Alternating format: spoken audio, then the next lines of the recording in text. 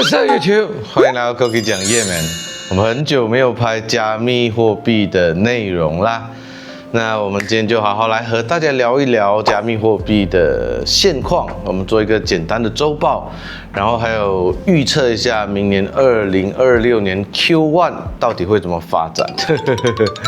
因为我说真的啊，就加密货币你不可能预测一整年啦，变化太大了，太多东西可以变化了。所以我个人这么觉得，就我们先预测一下 Q1 的发展。比特币呢，在过去几个礼拜呢，都是在震荡啊，从85000到91000、92000，然后这样一直震荡来震荡去，这个就是现在的行情。有些人说啊，就是2025年圣诞节要到了，哎呦，要发了。就圣诞行情，哎呦我的妈呀，结果没有。然后之前还有什么10月、9月一定会涨，他们有做一个表格嘛，就说什么过去10几年，然后比特币会在10月涨、11月涨，结果呢也没有。所以我每次看到这些历史学家在讲加密货币啊、比特币啊、以太币的时候，我就觉得我个人是不相信历史数据在加密货币的这个生态。如果你要用历史数据来做投资的话，我就觉得你把它换成硬币丢在河里面，至少还有声音。对，所以我非常不建议用历史数据来做投资啊。金融市场其实最重要呢就是流动性，你怎么样筹集钱，你怎么样花钱，你怎么样把钱带出来，进进出出，这就是金融市场最重要的东西。然后加密货币跟股票市场不一样，你说可口可乐，你说苹果，你说 Amazon， 你说 Meta， 甚至你说 Nvidia， 他们都有产品的。那加密市场靠的是什么呢？它都没有东西啊。现在主要靠的是共识，我们觉得它是值得有保值有价值的，但以后就很难讲嘛。像我们现在已经可以用 USDT、USDC 了嘛，那之后可能我们也可以用一颗以太币来买东西或者一个Solana。但当然Solana最近升级，我觉得好，我们这样直接进入周报吧。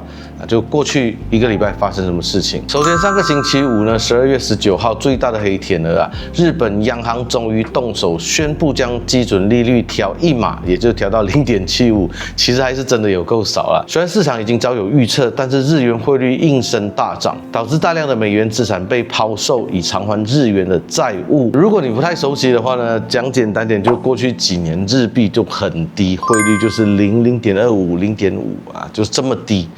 所以呢，在整个金融市场，不只是加密货币世界就是我们很多人、很多机构会去日本借钱，然后换成美金，然后再这样子。这个就跟疫情期间美联储的利率是0.几一样对，他们就是会去借钱，因为基本上等于没有利率嘛。那之后呢，现在我觉得是0.25也没有很多，还是0.75还是很低有些机构会卖掉手中的资产像是加密货币或者金融产品，然后去填补，这是很合理的事情但我觉得加密货币没有反应的像其他金融市场这么巨动。第二个新闻 ，USDT 市场增长停滞我们长期注意的稳定币根据 The Block 的报道，过去1周 USDT 的发行量几乎为0，甚至出现了小幅度的销毁。这代表没有新的外部资金 flow 进入到币圈。在这里先和大家分享一个观念，什么叫牛市、熊市？我觉得牛市呢就交易量很多，熊市呢就是基本上一滩死水，你在那边看到它动都不动对于我来讲，大涨或大跌不是这么简单来判断它是牛市还是熊市所谓的牛市就是资金很多嘛，所以它可能会就蹦熊市就跌不动那 USDT 过去在1个礼拜没有人买，哇，这个是一个很大的新闻简单来讲，我们可以简单分析的认为说，年底了这些人呢就不用 USDT 了，还是在手上拿着他们的美金这样会比较安全一点。但我觉得只是短时间那个 USDT 的发行量其实70% 都是在亚洲对，讲白一点就是比较多在灰产上面我身边很多就是做这一行的朋友，大部分还是收 USDT， 所以呢，就是如果你有用 USDT， 欢迎加入到我的就是策略群公开群。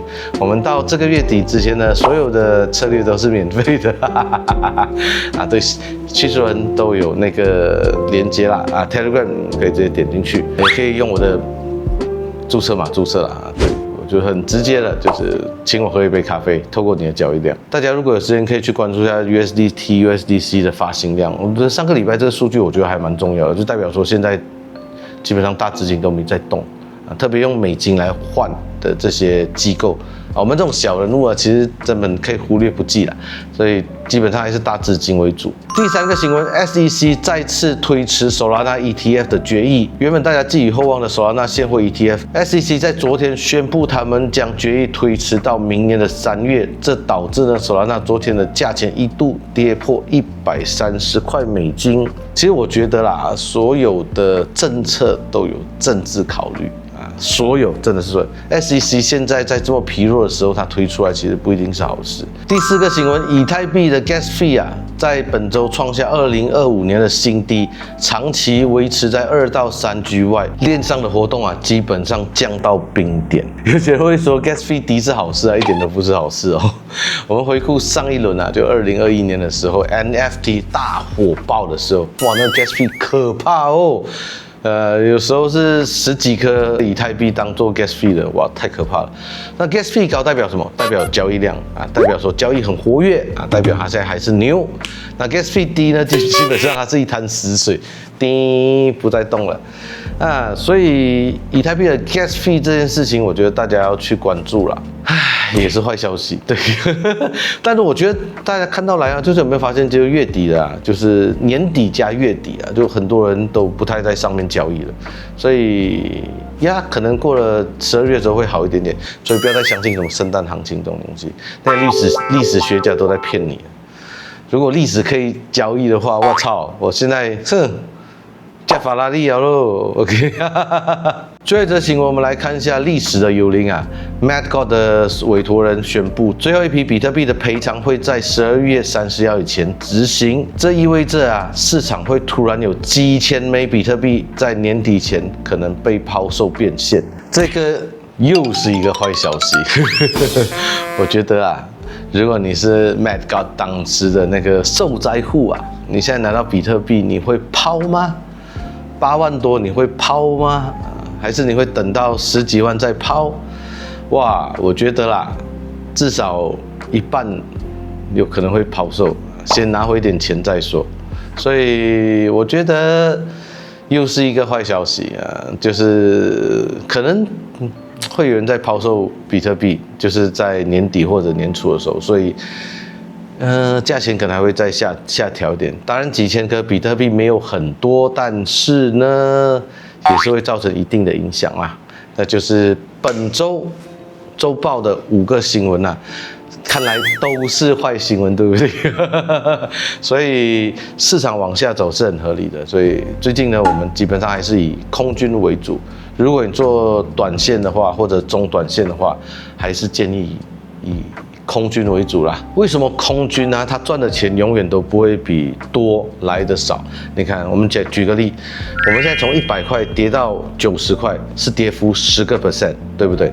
但你从90块涨到100块，那是涨10几个%，就不是涨10%了。好，我们现在来预测2026年 Q1 那个真的，我觉得主要还是跟美国市场有关系啦。美国的就业率，美国的经济真的很糟糕。当然你还是会看到有一些历史学家告诉你就是Q1 上15万我觉得很难很难我觉得2026年的 Q1 的整体来讲呢，可能会比2025年的 Q4 还惨。比特币如果守不住7万4这条线就真的会很惨我觉得 Q1 的底线就是7万4，插3次针，至少3次那所以呢，我个人建议，如果你要做1个月到2个月的投资的话，交易的话，那都以空军为主啦，就放着，然后就不要理它。那第一个原因呢，美国经济真是撑不住了，美国失业率连续3个月都在上涨，然后逼近5% 的警戒区。大家要明白哦，过去几年比特币跟着美股走啊，现在美国如果经济进入衰退，美股会崩，比特币作为高风险的资产啊，绝对会是先被抛售换成现金的。第二个因素其实很简单，因为美国啊要在4月15号以前缴税。基本上现在美国，如果你在交易加密货币，你的税是跑不掉的。然后美国很缺钱嘛，很多美国大户在2025年初赚了钱，然后他在2026年4月15号之前就要准备缴税。然后美国国税局 IRS 啊，他们的查税力度不是跟你开玩笑的啊。为了缴税啊，基本上我觉得1月底到2月初也会有很大的抛售压力。美国国税局没有在跟你开玩笑的。大家都知道嘛，美国国税局最厉害是什么？查税。然后问了几个在美国有交易加密货币的朋友，他们说真的，你现在在美国要用现金也很难。那如果你的 USDT 要换成现金的话，那你只能透过标准的官方的渠道。那如果你是小额的话，你可能可以找黑市商人换成美金放进你的银行账户，那你只要进入你的银行账户就会被查到。所以美国人缴税就是美国国税局真的太厉害了，美国国税局真的太厉害了。第3个新闻我们来讨论就是监管落地带来的阵痛啊。2025年很多国家都通过了加密法案，长期来讲合法合规当然是好事，但是在 Q1 呢基本上都是利空，主要是因为要下架不合规的币 ，DeFi 的协议要引入 KYC。然后这些用户体验啊会下降非常多，然后资金出逃。简单来讲，就是我们在加密货币市场自由习惯了，现在有法规，那你就要去遵守啊。就 DeFi 对于大机构 VC 投行来讲，其实是很好的一个生钱的方式。所以我不知道，我觉得怎么看起来，2026年 Q1 都是一个很危险的季节啊。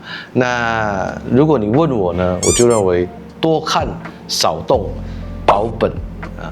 然后如果真的想要做交易的话，杠杆不要开太大，然后呢开网格啊，可能开个2倍3倍，不要超过5倍。然后长期时间往大概1个月到2个月来拉，然后都是以空单为主。我觉得是这样子啦。那你问我比特币87000、85000会低点吗？或者10月10号的那个8万，我觉得都不是低点啊，76000才是真正的保守，就最后的底线啊。跌破76000，是74000吧？74000、76000我有点忘了，因为那边很多人的止损点都在74000啊，所以我觉得长期做空军应该是 OK 的啦。第2个建议就是保留足够多的 USDT， 这不一定 USDT 啊 ，USDC 也可以。如果你有山寨币，然后你的山寨币不是主流的那一种的话，其实我觉得Solana、爱达币啊那些，包括以太币，其实都不是很看好。所以讲白一点啊，有币呢，我觉得你现在要套现，我觉得也是可以的。然后，如果你有在做交易的话，我觉得就是做空军。这就是加密周报跟2026年 Q1 的预测。对，基本上接下来我也就是空军为主啦。大家想要看我怎么交易呢，也可以到我的公开 Telegram 群来看。好，那就今天整个影片。那些历史学家真的会害死人。好，过去喜欢这个影片，就推荐点赞、订阅、打开小铃铛，飞速快到分享出去。我们下一个影片见，拜拜。